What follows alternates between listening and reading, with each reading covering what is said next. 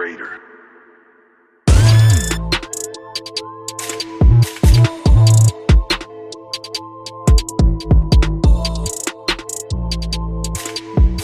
Welcome back to the best podcast on planet Earth. It's the Blue Ballers podcast. We're right on schedule. We've missed absolutely nothing. We're right up to date with everything that's happened.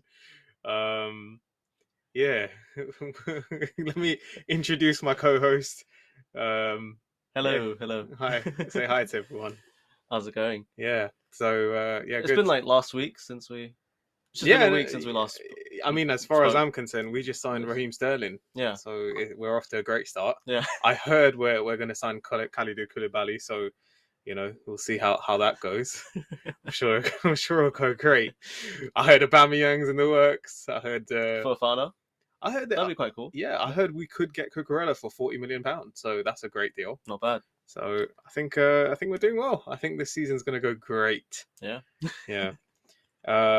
Yeah, I mean, if you didn't catch that was absolute sarcasm because we haven't sat here and shot the shit for about 3 months now. So we're the best podcasters, period. I think we're, unbeatable. Yeah. We are definitely punctual, definitely on trend, and that's what we're here to provide, So, yeah. What are your thoughts on... I don't know. I think we should move on from us being the best.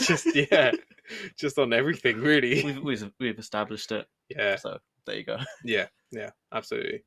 But yeah, just to get a bit serious, because I think we don't want to waste valuable time on the fact that we are probably the least punctual podcasters on YouTube and Spotify. Shout out Spotify listeners. It's been a rough couple months. I'm not going to lie to you. So yeah, what do you make of everything that's happened? So let's start with obviously our guy Thomas Tuchel got off to a rough start. Lost against Dinamo Kiev in the Champions League. Sacked the very next day, and immediately we were in for Graham Potter and Pochettino. Obviously, we've ended up with Graham Potter. Firstly, I just want to get your thoughts on Thomas Tuchel's sacking. I think it's good to have a perspective of it, especially now, like what we think of the sacking now, as opposed to it happening at the time. So yeah, fire away, mate. I think he probably felt the same way in that it was just unexpected. It just came as a shock to everyone, really. Despite the results, is still regarded as a world-class manager, and to see him go was just... It was upsetting. Despite the bad results, I don't think that you let go of a manager like that really easily, just like that. But yeah, Todd Bowley and the consortium, they obviously felt differently. Yeah, and they managed to get their man that they planned to, Graham Potter. Yeah, it's been a. I think at the time it didn't make a lot of sense, but I think when you look at the timeline, right from the moment we decided to sell, Roman decided to sell the club, up till Tuchel sacking, I think the board have clearly, sort of set out with their objectives. They had a vision, let's say. We still haven't seen this vision come to life. I don't think we'll see that until maybe next summer. But I think they slowly started to clear out the board, like everyone at board level, and try to sort of revamp the club and personnel and staff. And we saw that, with Marina Granovskaya's departure, Petr Cech's departure, Bruce Buck, the chairman's departure. So he's brought in a completely new structure. He acted as a sporting director, so I think that was enough to say that, they wanted to get really hands-on. And I think Tuchel was probably the last piece of that puzzle. I think, now that, the dust has settled and everything's sort of calm now, despite, obviously we're still in a difficult position in terms of our objectives versus where we are. I think it's very clear that the club wanted to head a different direction. I think they wanted to clear out everything that was associated with Abramovich, even if it was successful. And they have their own model, and I can't blame them. When you spend, $2.5 billion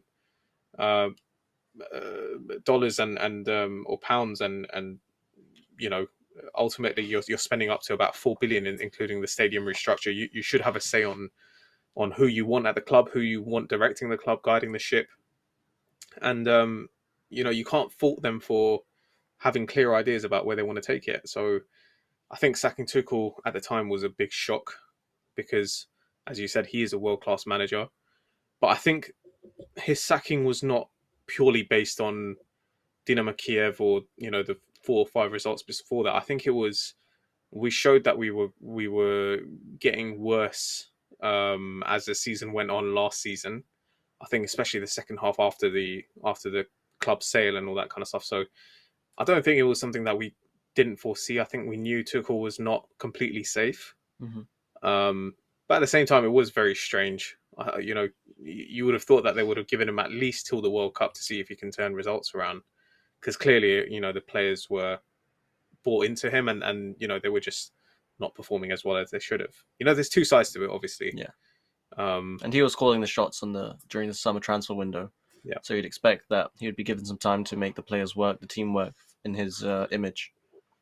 yeah, that's just. I mean, he wanted Raheem Sterling. He wanted Aubameyang. Aubameyang, Sterling. I know he wanted De Ligt. Cucurella. I don't know if that was his signing. It screams of a Graham Potter signing Cucurella. Same with Koulibaly. I don't know if Koulibaly was his first choice. I don't know, but ultimately, he spent the summer signing players. We don't know whether it's him or the club. I don't think any manager in world football would say no to Raheem Sterling, Koulibaly, Cucurella. I think everyone's pretty much in agreement that those are players that everyone would sign based on their performances and where they were at before they signed for us. High caliber, high pedigree players. So it's tough to say that it was him controlling it. At the same time, he seemed very happy, and I think with a recent interview, he clearly stated that he felt it was very premature.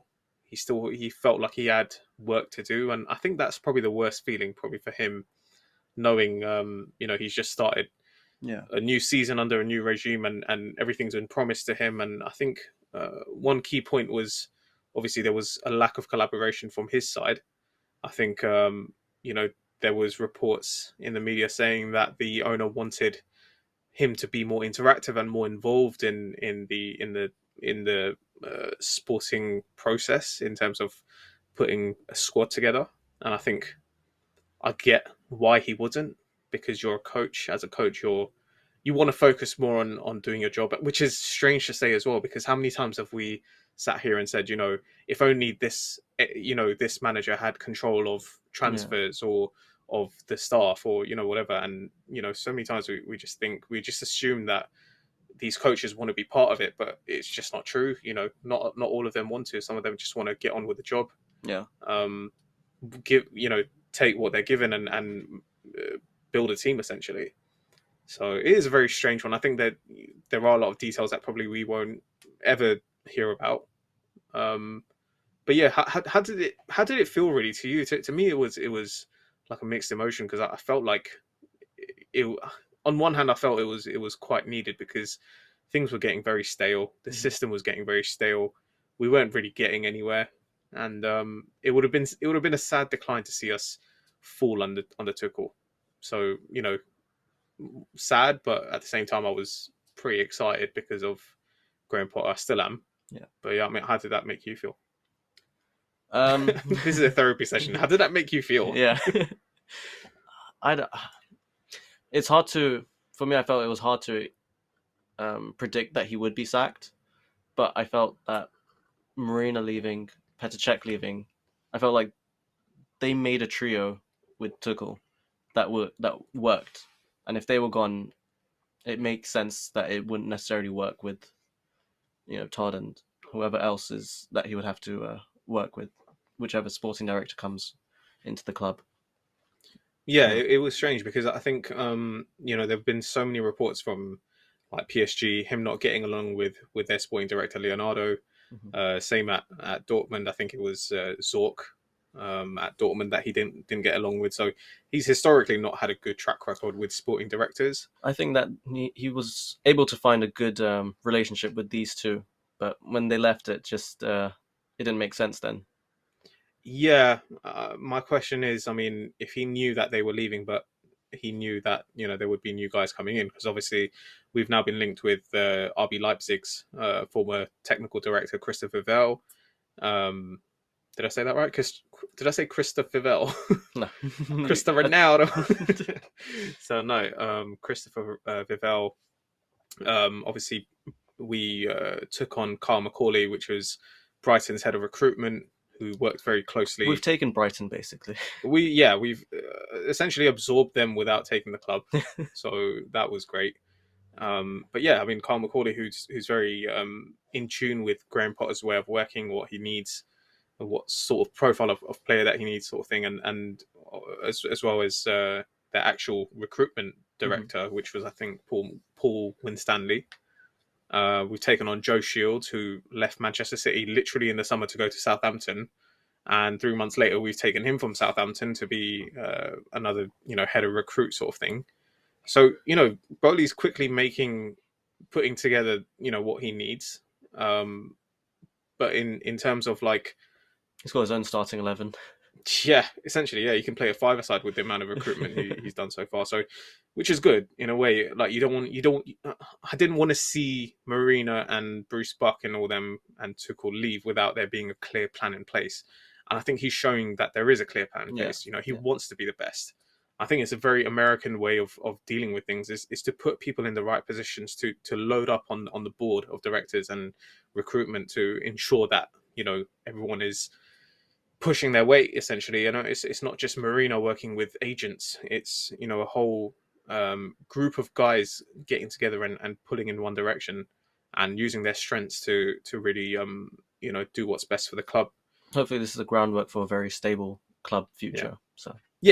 Obviously, actions louder than words. It's not enough to just get these people on board. We need to now carry out the action, because I think what we're seeing now is Premier League clubs are very aware of how far ahead the league is against the likes of Juventus and Barca and Real Madrid and Inter and AC and PSG.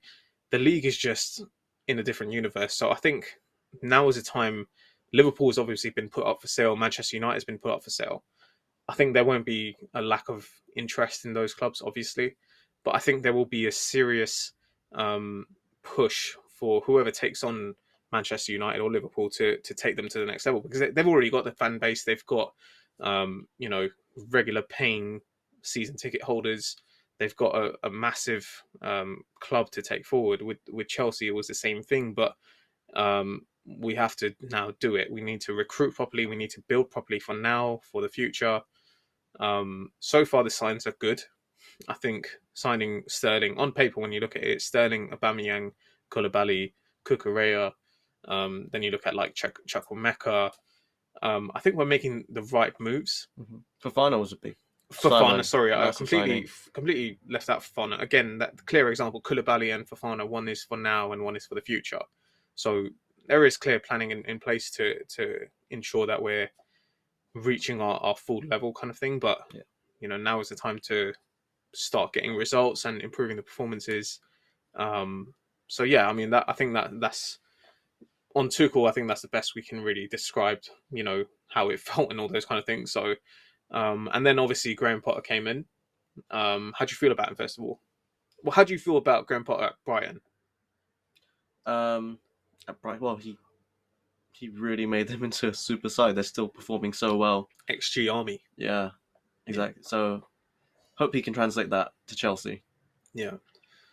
Yeah. Do you have a fear that maybe, I think sometimes at big clubs require big names because of the caliber of players that they have?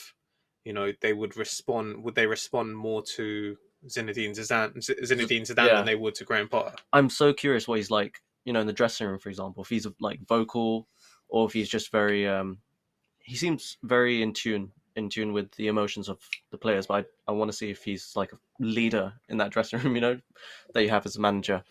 Thinking of like Jose Mourinho, for example, who would just be loud and would get the players going, get the energy levels high, that sort of thing. I want to see because if you see the games, he doesn't seem loud. He doesn't show much response or reaction to things. He seems very calm most of the time. Yeah, I mean, he seems very calm, but I think from the football that we've played, I don't think he's played it safe at all so far. I think he's just, in a weird way, he's just carried on where Tuchel left, which is a hybrid system, which is very uh, brave, I think, courageous to come in and immediately implement a hybrid 3 system to hybrid 4. Um, I think maybe the players are well trained in that system anyway, but to come in and immediately sort of, do you remember when Lampard was sacked and Tuchel just came in and said, "Yeah, we're playing 3 at the back from now on. We're leaking way too many goals. I want to maximize the team's, sort of clean sheets and emphasize more on attacking based on controlled possession and balanced possession as well." So created a lot more chances, started keeping a lot more clean sheets, and I think with Graham Potter, he's not really done that. He's just continued where Tuchel sort of left. Yeah. So I don't know if that's a good thing or a bad thing. Maybe he's planning, but then again, I think it worked so well for him at Brighton. Like you said, he was such a fantastic orchestrator of that 3 at the back system. Again, it was like he had wingers playing wing backs. He had like Trossard and Solly March playing wing backs. So who are traditional wingers. So it's tough to say that he's not tactically good because he's got the experience under his belt. He's trained. He's coached international. Like he's coached in a foreign league. He's coached Swansea in the Championship. He's coached Brighton, which is mid to lower table team in the Premier League. So this feels like a natural progression for him because I think as a coach he's well established. I think he's held in very high regard all around Europe, not just in England. And I think if there was anywhere that he was going to go out, I felt it would be like an Everton or a Tottenham next. I didn't think Chelsea would be the type of team that maybe under Roman would not bring him on. Maybe they would have gone for a Zidane or a Pochettino or an Allegri or that sort of manager. So I think it's a very courageous move by Bowley, but I also think the vision is such that I don't think it really matters who we bring on as long as they are a good coach. Yeah, essentially, with a plan and to see that we're progressing as a team, as a squad. I don't think results matter so much in the short term to him. It's more about long-term growth, long-term development. So we think generally about big teams. So say like a Real Madrid and stuff. They're obviously coached by Carlo Ancelotti.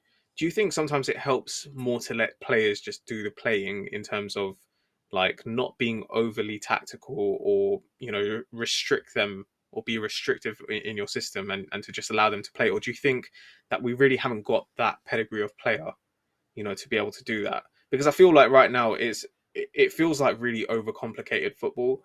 And I felt the same way with Tuchel, the last 5-6 months. It felt like he was doing a lot more than he needed to. Players were well trained anyway. They were tactically fine. But I think when you constantly in players' ears about, you need to be here and you need to move back, forward, whatever, they kind of know what to do. Yeah. You high press, you try and control midfield by, outnumbering the opponent's press. And, to play out the back, you need to sort of form a shape that allows you to do that. I don't think there's any top team or big team that doesn't know how to do that in this day and age. I think everyone knows how to play out the back now. So, I don't know, it felt like a repetition of something that was really failing. And I feel just to sort of smooth over to another point is that I don't think Graham Potter's got it wrong at all. I think that the results have been a lot better than people thought that they would be. I think the football's not been great, but I think when you look at like our performances against AC Milan, a couple of games in the league, I think we've controlled possession, created chances, defended well, and won games, which is essentially what you need. Yeah. So why are we? I mean, from my perspective, I don't feel like we're in a great patch of form. So why do you think that is? I think it's been the same issue that we had last season around this time, which was disruptions to the squad in terms of fitness, especially. And Kovacic was a big miss. What you said about this laissez-faire style where you let players do their thing, I think you need a midfield that knows what they're doing.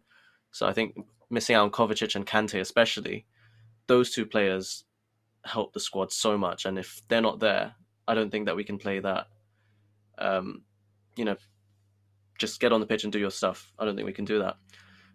Also, we've had Reece James out. We've had Chilwell in and out as well. Yeah, it's been difficult. Aubameyang has just joined as well. I mean, he was banging in a few at the beginning as well.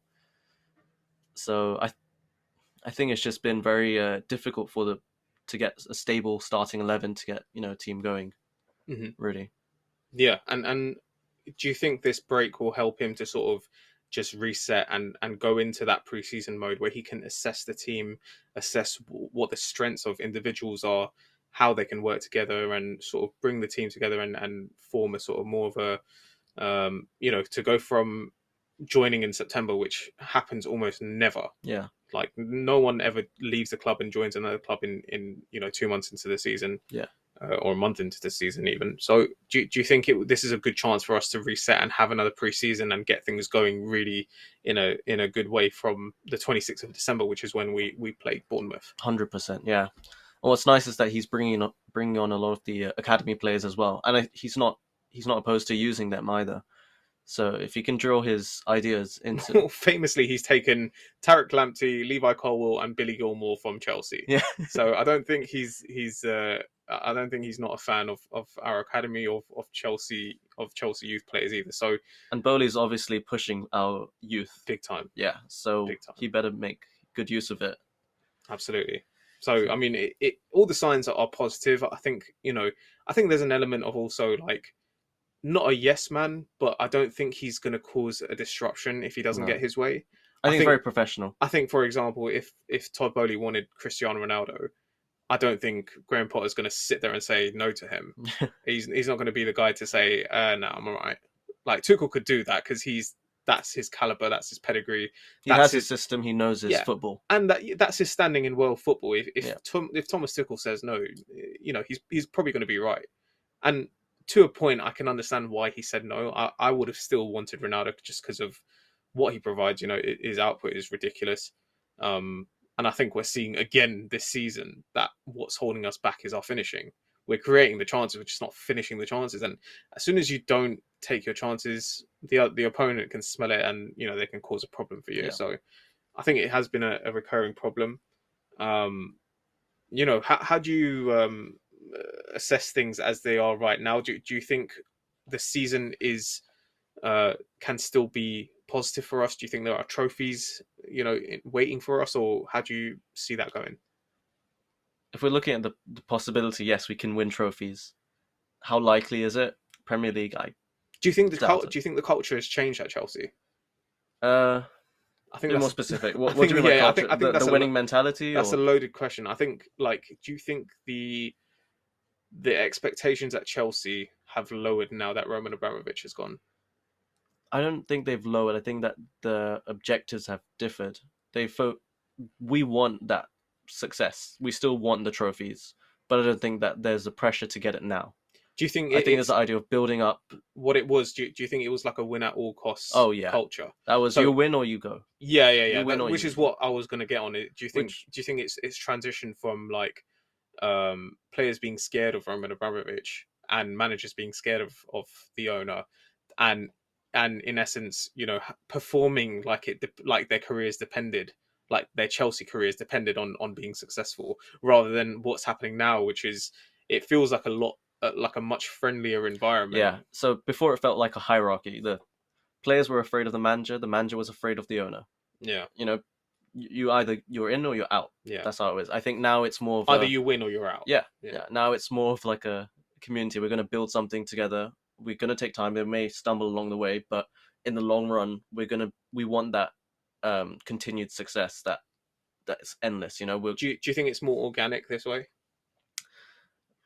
I don't know about do you think organic. it's more sustainable and less loss bearing doing it this way? To focus on. There's so many different things that could happen. It's just two different philosophies. That's all. Because if you look at Roman's reign, Roman's reign. There you nice. Go. Trophies almost every year. Yeah. Or success throughout. So that's successful. Yeah. Will this be successful? We'd have to test it out to find out. For Chelsea, I'm scared that we're going to start making excuses for not winning anymore. Because look, I don't want to be that spoiled fan that says, we should be winning it. No one's entitled to anything. No one that you don't start the season with your name on any trophy. You have to earn it. You have to win it, and the best team always wins those trophies. So there's no two ways about it. There is one thing I'm worried about. So Yeah. a lot of our experienced players, Kante, Kovacic, well, Jorginho, let's say, they may be leaving by this summer. When they leave this summer, we're going to get in new players, and then the whole excuse again of, oh, it's a rebuild, it's a restructure that we're doing this season. That's going to pop up again, and you don't want it to happen again and again, because that happened in Tuchel's first summer and then his second summer, and now if it's happening in Potter's first full summer, what are we actually building towards? So we need something stable if we're not gonna go for that win at all cost mentality. Yeah, I think a lot of what we discussed during the takeover process and when it was announced that Boli Igbali, Clear Lake had taken over, was that they don't come from a completely alien background of sports. They are very much involved in sports management, sports ownership.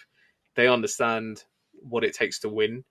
Obviously, the Dodgers, I know they haven't won a whole lot, but I think if you were to ask the average baseball fans who the top three teams in the MLB were, they'd say the Dodgers have been for the last 10 years, which is when Boli's, Boli had bought a stake in along with the other bloke, Mark Walter. So I think, they come from a good background that understand winning is positive, winning is good for a brand. Like you said, like they're sort of doing it in a friendlier, more sustainable way, a fairer way. I think they've cleared the path for younger players to come through and shine essentially, which is good. I think it will be more settling when we're actually lifting trophies. Yeah, I don't want to start saying that this is a better ownership regime than Roman Abramovich, because I think the amount of trophies that we won under Roman since 2004, you can say what you want. Teams have spent millions, hundreds of millions of pounds on players and not won anywhere near what we've won. I think there's a certain mentality and culture that you sort of cultivate. When that mentality of winning at all costs is embedded into your everyday life at Chelsea. Yeah. And I think players like Drogba and Terry, Lampard, I think they all represented that. Do we have enough of those players right now? I'd say we do, because you can't say Raheem Sterling and Koulibaly and Thiago Silva and Azpilicueta, you can't say that those aren't absolute warriors. We know that they're in this game to win. So we've got those caliber of players, but we've also got younger players, that Reece James, Mason Mount, Kai Havertz, players that are really just in their early 20s waiting to just burst on, and they've obviously got a Champions League under their belt. So it'll be interesting to see how that culture, like I use the word, cultivates. We'll need to see how that moves with time, and what they sort of do in terms of transfer windows, and how Graham Potter fares. I mean, I've asked this question so many times under Tuchel, but what do you think is a successful season for Graham Potter this season? I don't think that it has to be from.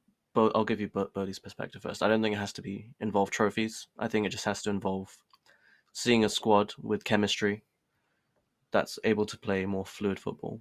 I think that's this season. That's Top the four? Objectives. I don't even think that's his goal. For me, I think top four should be minimum. I mean, I would still keep Potter regardless, because I think that we're giving him a 5-year deal. You don't give that to someone unless that's you're the objectives of the. That's what I'm saying. The objectives of the club have changed. They're not that win at all costs anymore. It's more about building something for the future. But don't you think it's sort of essential to have that mentality of like, we have to get top four, and you play as such? When you go to Anfield, when you go to Old Trafford, when you go to the Emirates, you go there with the mentality of, this is our game to win. Like, we need to win this game. We don't go there saying, oh, we'll go there and compete. I think there's a big difference between going to compete and going to win. Mhm. I think if we slip into that place of being happy enough to compete and coming away with a 1-1 or a 0-0, saying, "Oh well, we went away and it was, that's a great result." I don't think that's a good thing to start now after all the success that we've had in the last 15 years, to then slip into that place of, because we're not lacking anything, we're not lacking the resources to be better Yeah. and to continue success.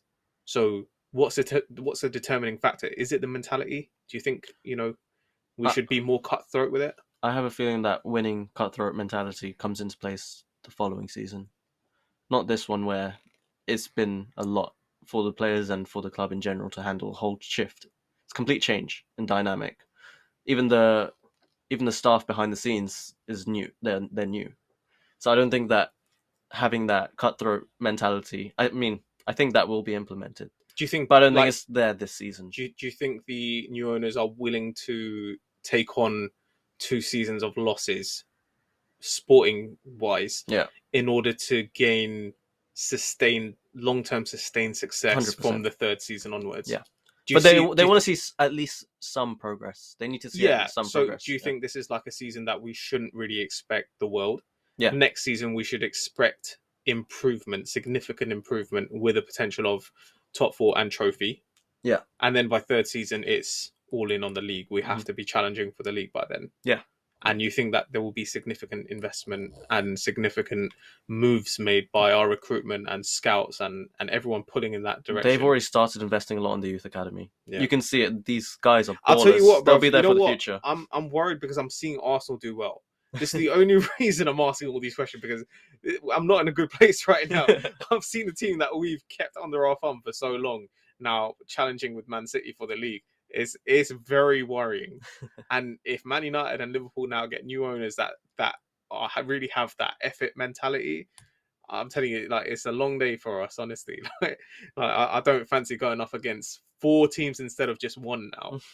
So I don't know. It's a tough one. The signs are good, but I don't know. I mean, everyone can be competitive. It's about having that edge. We're lucky that we've kept our youth, the Mason Mounts, the Reece James, who have that cutthroat mentality, winning trophies. They Yeah. have that mentality. Having the mentality is one thing. Do you think they have the ability to do it? Yeah, they You do. think we've got a good enough spine to just add to it? Yeah, and we've got good staff. Forget, Potter, the rest of the coaching staff as well. They're good. So They will help us progress as well. hypothetically, next summer we sign one of Declan Rice or Bellingham. Let's say Let's say Rice, yeah. Yeah, I think that's more likely, at least. Do you think that Looks. significantly improves us? Yeah. Yeah. We haven't had Kante. This season we've not had a proper DM. We've used Zakaria twice. Yeah.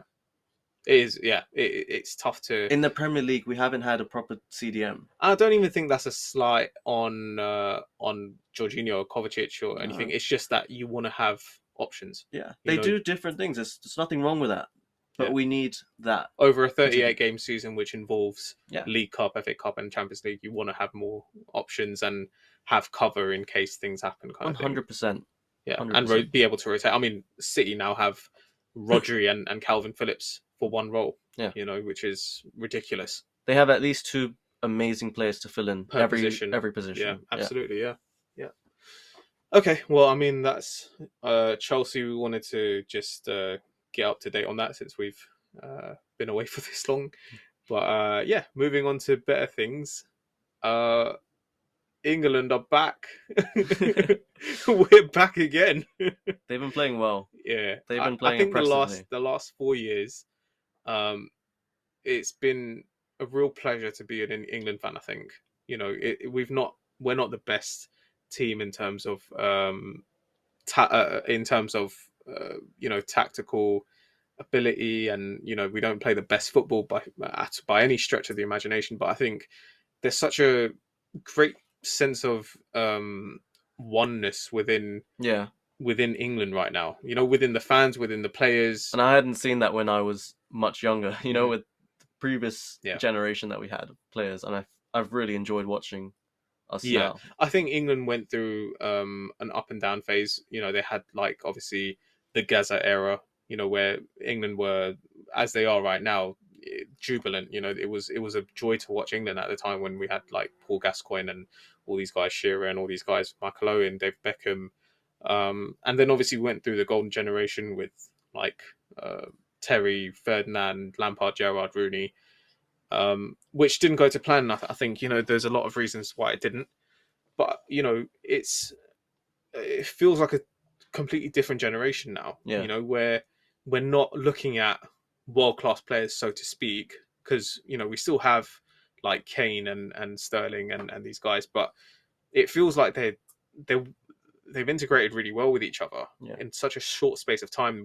We've got to a semi-final, final, and I think another semi-final, the Nations League, if that counts. I don't know, but this is not an England that I'm familiar with. I don't know if you've seen that meme, the Shaq meme, of like, I apologize, I wasn't familiar with your game, kind of thing. Oh yeah. So it's a completely different experience right now. Yeah. It's you've seen England thrice in the World Cup now. Mm-hmm. 4 times? No, since I think the first time. What was yesterday? Yesterday was Senegal, right? Yeah. Yeah. So we've seen them 4 times now in the World Cup. So what do you make of them so far? Playing really well. Kind of lit. Yeah, it's good to watch them. I think against Senegal, it was a bit quiet in the beginning. Just didn't seem to go exactly as we wished. But then from, I think, 38th minute or something, just went. Bellingham, what a star. He's been absolutely linking up with the team. Fantastic. Yeah. Just brilliant. I think, like, I've seen Bellingham a few times. And I've seen people talk all sorts about him, like, talking him up and stuff. And he seems like a good player. I've always liked him as a player, but I've never seen him as like this superstar talent that everyone talks about. Like, I think he does the basics really well. I've seen Ruben Loftus-Cheek, grow from 18, 19, 20, and I saw the talent that he had. Unfortunately, because of injuries, he wasn't really able to develop that, after those injuries. Obviously he's in a good path now, but I'm looking at Bellingham, I'm just like, this is exactly what Loftus-Cheek was meant to be. Like, the talent that he possesses to be able to control a game, essentially. Yeah. I wasn't familiar with his game like that. So, like, to see him shine at this World Cup is such a massive pleasure, to have a player like that play for England. Yeah, it's been a long time. I mean, Rooney was magnificent when I saw him. Like, he was the one, player that, we, every time we went into a tournament, we were like, okay, we've got Rooney, we have a chance. Yeah. Like, and it doesn't feel anymore like, oh, we've got Kane, which means we have a chance. Like, it's not just Kane and Sterling anymore. It's like, we've got Bellingham, we've got Rice, we've got Foden. Foden, man. Yeah, we've got Foden, Mason Mount, Jack Grealish, James Maddison. Like, we're just oozing with talent at the moment, technical talent. Yeah. And got Pickford. I mean, he turns into a different monster in an England shirt. Yeah. Maguire, just ridiculous. High level defending, the last 4 games. He's become, sort of joke, meme, sort of defender at Man United, and he puts on an England shirt and he's completely different. John Stones, fantastic. Carl Walker, is always going to deliver. Luke Shaw's filled in, Ben Chilwell unfortunately injured, which I think Chilwell would have been starting for England right now. So England just in such a good place right now. Yeah. We've got France on Saturday. How do you rate our chances? I don't like to say it, but France are favourable. They're favourable to win it. It's just. Do you think it's just the Mbappe factor? Not just Mbappe. They have a class squad. Look at their whole squad, and they are. But they are super. Take Mbappe out of it. Do you think we have a much better chance? Like, do you think he is a huge threat? Yeah, the winning probability. Do you think it changes massively if Mbappe is not in the team? Dembele is another fact. I think Mbappe and Dembele, they're obviously super fast as well. But yeah, I think those two in particular, if they weren't there, that would change a lot of things. So hypothetically, Mbappe starts on the left against Kyle Walker. Walker matches him for pace. We know he's aggressive. He won't let... As long as he's there, he's going to try his level best to not let Mbappe get a sniff. I know it's tough, but I don't think Mbappe's faced a right back like Kyle Walker so far. You can correct me if I'm wrong, but I just don't think he's faced one of them. So, add that into the factor. Do you think we have a good chance? You have to get the tactics right. I'm not trying to 100%. control. I'm not trying to control the narrative or I anything. know, but I do you know, think... but they have to be so disciplined with the tactics, with knowing who's going to be where. They have to be so aware of everything and just have that sense of where all the France players are and where each England player is. They need to know. They need to have some sixth sense. Do you think France, an underrated strength of theirs, is having Giroud up front in terms of like, okay, if everything else fails, you know, you can knock the ball to Giroud and you can use him as a springboard to bring everyone into the play. He helps that team so much because they have the wide threats. They have Mbappe that can skin his defender. Dembele can do the same, and then they have like Tchouaméni who's basically dictating. Forget shit springboard. This guy can do bicycle kicks and everything. yeah. I mean, you can ping a ball into him, and you know, 9 times out of 10 he's winning a header. And he's strong. He's big. You know, he's a big presence. Broke the record. He's France's. Congrats to Giroud. Honestly, yeah. Big congrats, Ollie G. You know, in the house. On that list of top 5, you have Mbappe, Benzema, Platini, Thierry Henry, and then you have Giroud at the top. Yeah, that's crazy. Famously, Thierry Henry said that he's not the type of player that you should have to win a league. Like, he can't win a league for you. Who said that? Thierry Henry, the guy whose record he broke. So yeah, that was fun seeing him. I think he made a little T sign when he broke the record as well. I think that was cool. But yeah, congratulations to him. Yeah, I mean, it's going to be a good game. I think we possess a lot of attacking threat for their defenders. Do you think it would be hopeless if they had Benzema as well?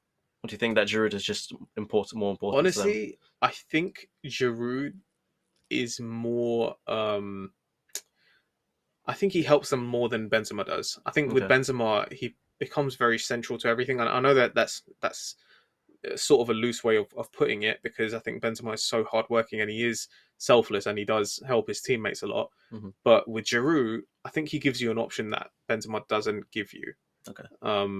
Especially when you're playing against low blocks, Giroud is perfect to lay balls off to, you know, players approaching the box and stuff. So, you know, he has that. Whereas Benzema, if you put the ball into him, he's likely to swivel with the ball and try a shot, which is great as well. But sometimes that doesn't go off. So, you know, regardless whether it's a strength or a weakness for France to not have Benzema, I think Giroud, they're still in such good... I mean, he's won the World Cup being what he is, and I don't think he even scored at the World Cup, the one that they won. So it just goes to show what a great team player he is. And having the sort of talent that they have, it works perfectly for them. I do think one thing, I can't remember who said it. I can't remember right now, but they said if England beat France... I think Matt Law said it. I think if England beat France, they will win the tournament. And I think that's a great way of thinking about it in terms of, like, if that's our biggest on paper opponent, then everyone else after that should not seem as... I think it'll scare everyone. As intimidating. I think when you look at Argentina, yes, they're great. They've got Messi. They're great. They're not France great. When you look at Spain, they're not France great in terms of, like, the Mbappe factor, the Dembele factor. Portugal's a big team, I'd say. The players that I think Portugal are hustlers. You know, they're a very hardworking team, but do they have the same energy as us? I don't know. England just look different. I'd like to put out there as well, Netherlands are a great team. I mean, yeah, we don't know how great. Far they'll go, but I like them a lot. And not to overrate England or anything, because I think we find it so easy to overrate England and English players, but there seems to be this weird cohesion between the players that just works, that, you know, sometimes we're just in first gear for 90 minutes and then we can switch up, you know, in the 90th minute and win a game. Well, there is one other team which I feel has that cohesion. We just saw it now, Brazil. Yeah, okay, so we've just come fresh of watching Brazil absolutely annihilate South Korea 4-1. Their link-up play, crazy. Excellent. It's like they're playing for a club. Yeah. It's ridiculous. Yeah. And they have a good team chemistry. They seem all like such a close-knit group as well. Yeah. So they got leaders there too. Richarlison's already scored 2 of the greatest World Cup goals I've seen, I think, in a long time.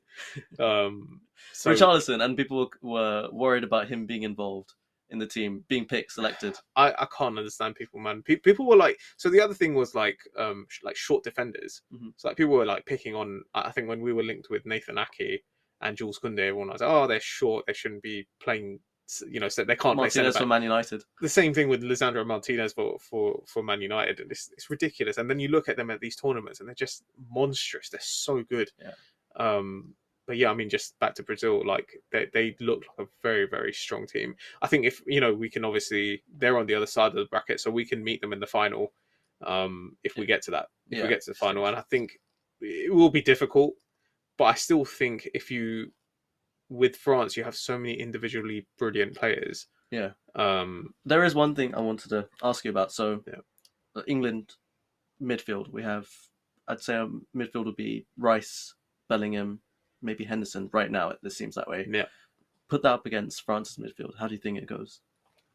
Well, France's midfield, I'm assuming, is Tchouaméni and Adrien Rabiot. Yeah. Who else do they have? No, don't they? Oh, they've been playing two in the midfield, have they? Wait. Okay. Talk while I find out. Tell me what you think. Because, I think England, we've settled on our midfield now of Henderson, Rice, and Bellingham, and they just seem to link up really well. You can see Henderson and Bellingham really getting on well too. Yeah, especially after that goal Henderson scored. I mean, yeah. I mean, France, now that I see it is Tchouaméni and Rabiot in midfield, and they've got Griezmann as sort of 10, but he's also mainly a bit deeper. I saw him defending as the central centre back yesterday against Poland as well, so he's dropping back. So they haven't. I mean, in midfield they're good. Will they cause us a problem in midfield? I don't think so. I think if there's anywhere that they're going to cause us a problem, it's through the middle. I think if Giroud, cleverly like he does, attracts the defenders, and Mbappe and Dembele have a good chance of sort of running past and trying to latch onto sort of any balls that Giroud or Griezmann play in. Yeah. So I don't think midfield will be a problem. I think defensively as well, I don't think they're great. I think we can get past them. They're not one of those, like seeing Brazil today, Thiago Silva, Marquinhos, Eder Militao, like they just look ridiculous.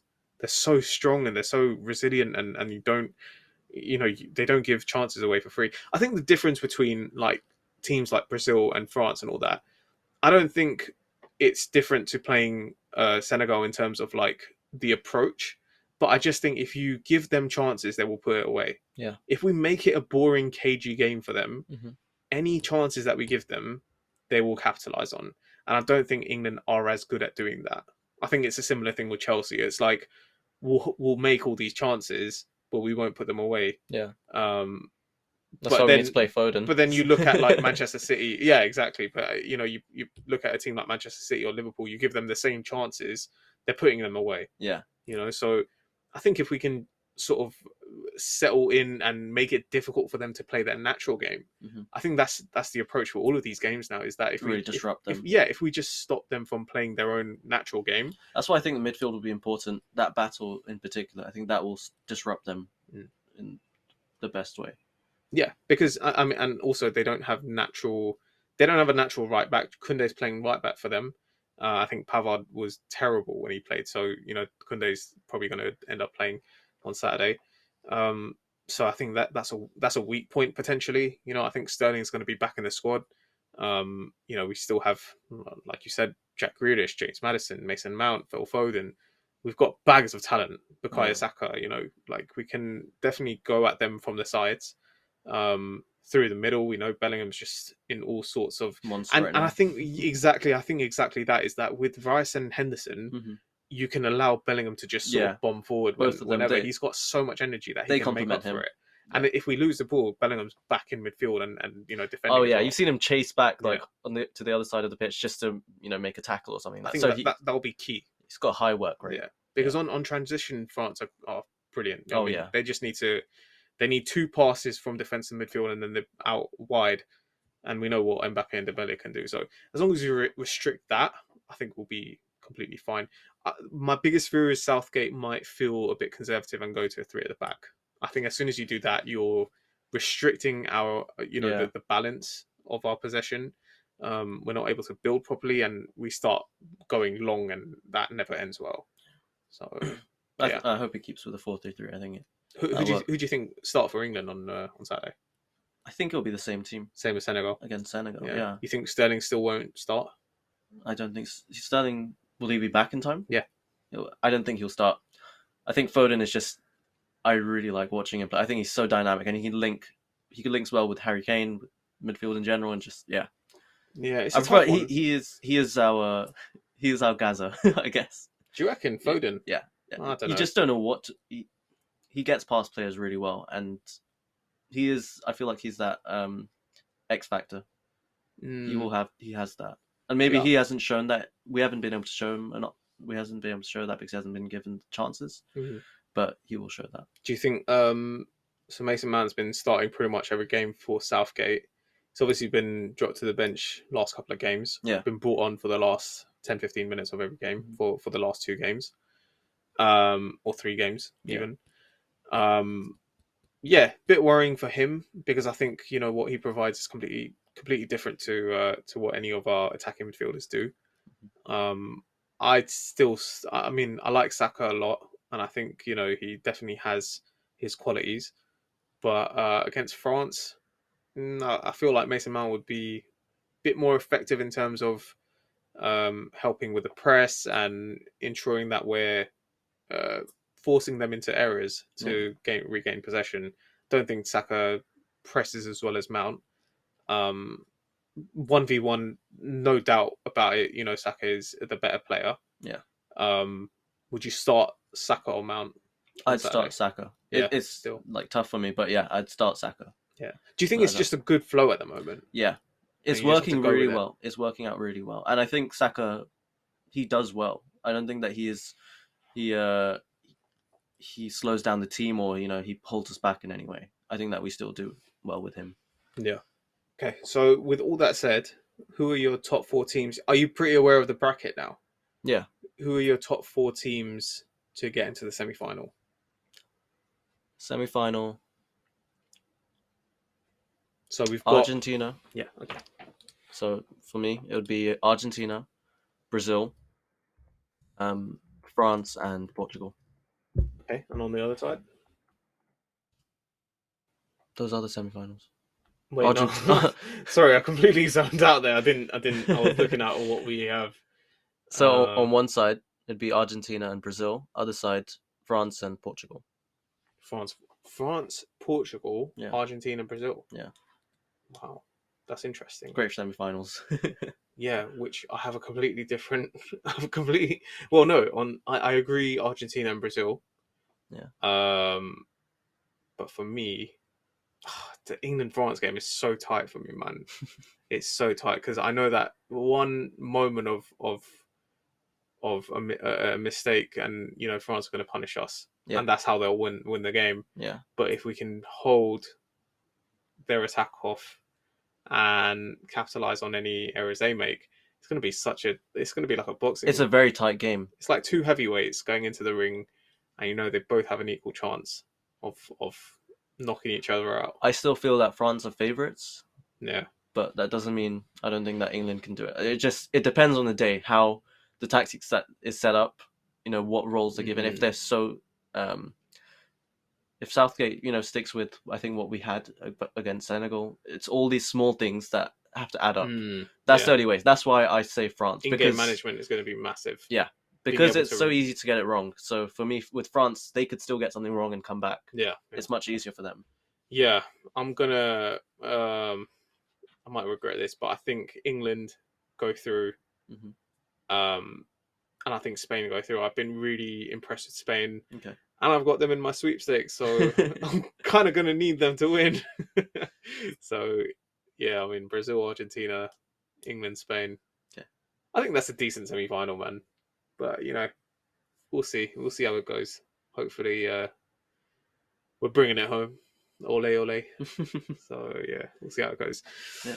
All right. So, hopefully we'll do one of these after the England game. Yeah. We'll see how we can go. Depending. We'll do it when we find out who's in the semis, maybe. Yeah. That'll be good. Yeah, absolutely. Yeah. All right. Well, I think that was a good catch up. Yeah. I think we're up to date finally. So yeah, we'll be back soon. Shout out to the squad in Abu Dhabi right now. Shout out to the boys. Yeah. So let's. That's Saturday, right? Yeah, Saturday. Yeah. Cool. Nice one. Thank you for listening, and yeah, see you on the next one. So yeah. Raider.